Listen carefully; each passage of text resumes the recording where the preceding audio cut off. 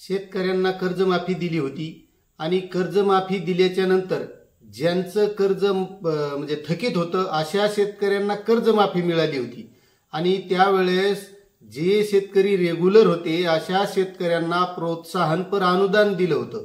आता त्या अनुदानापासून बरेच शेतकरी हे वंचित राहिले होते आणि वंचित राहिलेल्या शेतकऱ्यांना केवायसी साठी तारीख सुद्धा दिली होती। आता काय तारीख दिली होती आणि आता त्यामध्ये काय मुदतवाढ मिळालेली आहे आणि हे प्रोत्साहनपर अनुदान कोणत्या शेतकऱ्यांना मिळणार आहे, जर ते कर्जदार शेतकरी मयत असतील तर त्यांच्या वारसांनी आता काय करायचंय, तर याबद्दल आपण सविस्तर माहिती आजच्या व्हिडिओमधून घेणार आहोत।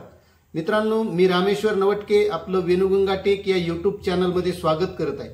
मित्रांनो, आपण या चॅनलच्या माध्यमातून शेतकऱ्यांविषयी जी काही महत्त्वाची माहिती असेल, त्यामध्ये पीक विमा असेल, अतिवृष्टी अनुदान असेल, कांद्याबाबत असेल, अशी सर्व माहिती आणण्याचा प्रयत्न करतो। त्यामध्ये शासनाचे नवीन GR असतील, शासनाच्या विविध योजना असतील, अशी माहिती आपण या चॅनलच्या माध्यमातून देण्याचा करतो। त्यामुळे मित्रांनो, तुम्ही जर या चॅनलवर नवीन असाल तर चॅनलला सबस्क्राइब करून घ्या, कारण आपण सबस्क्राइब केलं तर आपल्याला पुढील माहितीची नोटिफिकेशन मिळण्यासाठी बेल आयकॉन सुद्धा दाबायला विसरू नका। तर चला मित्रांनो, व्हिडिओला सुरुवात करूया। तर शेतकरी मित्रांनो, 2019 ला महात्मा फुले कर्जमुक्ती शेतकरी योजना आली होती। आता महात्मा फुले कर्जमुक्ती शेतकरी योजनेमध्ये जे थकीत शेतकरी होते अशा शेतकऱ्यांचं कर्ज माफ झालं होतं, जे 2 लाख रुपयापर्यंत होतं ते। मात्र आता रेग्युलर जे शेतकरी होते, मग अशा शेतकऱ्यांना काय लाभ, कारण ते तर रेग्युलर आहेत, मग रेग्युलर वाल्याला काहीतरी लाभ मिळावा म्हणून त्यावेळेस 50,000 रुपये प्रोत्साहनपर हे त्या शेतकऱ्यांना देण्याचं शासनाने जाहीर केलं होतं। आता ज्यांचं कर्ज हे 50,000च्या वर आहे अशा शेतकऱ्यांना हे 50,000 रुपये अनुदान मिळणार होतं।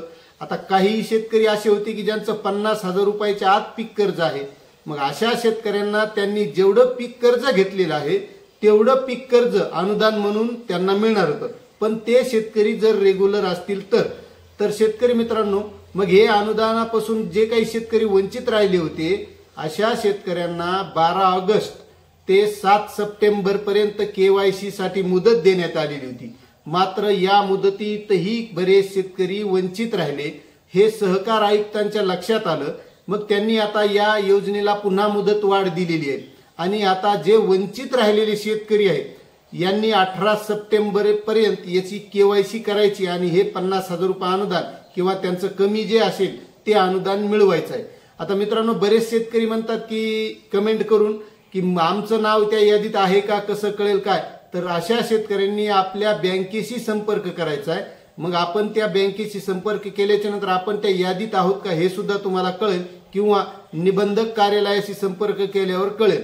मात्र आता जे काही वंचित राहिलेले शेतकरी आहेत अशा शेतकऱ्यांकरिता 18 सप्टेंबर पर्यंत ही KYC करता येणार आहे आणि त्यांना हे अनुदान मिळणार आहे। म्हणून शेतकरी मित्रांनो, कोणीही यापासून वंचित राहू नका, कारण शासनाची एकही योजना शेतकऱ्यांना सोडायची नाही। कोणतीही असेल, प्रत्येक योजनेचा लाभ शेतकऱ्यांनी घ्यायचा आहे। आता मित्रांनो, राहिला प्रश्न, काही कर्जदार शेतकरी हे समजा मयत पावलेले आहेत, मग अशा शेतकऱ्यांनी काय करायचं, तर त्यांच्यासाठी मित्रांनो त्या जागी त्यांचे जे वारस आहे वारसांना नोंद करता येणार आहे त्यामध्ये।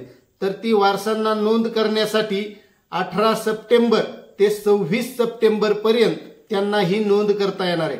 मग आता जे मृत पावलेले आहेत अशा शेतकऱ्यांना सुद्धा त्या योजनेचा लाभ व्हावा म्हणून ही 18 सप्टेंबर ते 26 सप्टेंबर पर्यंत वारस नोंद अशा शेतकऱ्यांना करता येणार आहे आणि वारस नोंदीच्या माध्यमातून मग त्यांना पुन्हा KYC करायला वेगळी तारीख दिली जाईल एखाद्या वेळेस। मग त्यावेळेस त्या शेतकऱ्यांनी त्यांची KYC करायची आणि त्यांना ते अनुदान घ्यायचं।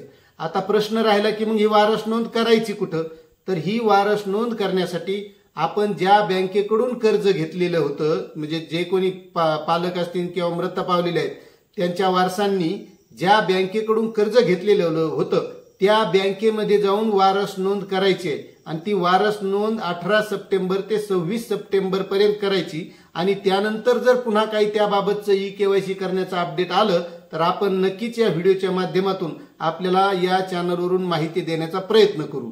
त्यामुळे मित्रांनो, आता जी काही KYC ची मुदत वाढलेली आहे प्रोत्साहनपर अनुदानाची, तर या अनुदानाचा प्रत्येक शेतकऱ्यानं म्हणजे जे त्या यादीत आहेत ज्यांचं रेग्युलर कर्ज होतं आणि प्रोत्साहनपर अनुदानाच्या यादीमध्ये जे शेतकरी बसतात अशा शेतकऱ्यांनी त्याची ई-केवायसी करून घ्यायची आणि ई-केवायसी केल्याच्या नंतर तुम्हाला नक्कीच त्या योजनेचा लाभ मिळणार आहे, अशी ही माहिती होती मित्रांनो.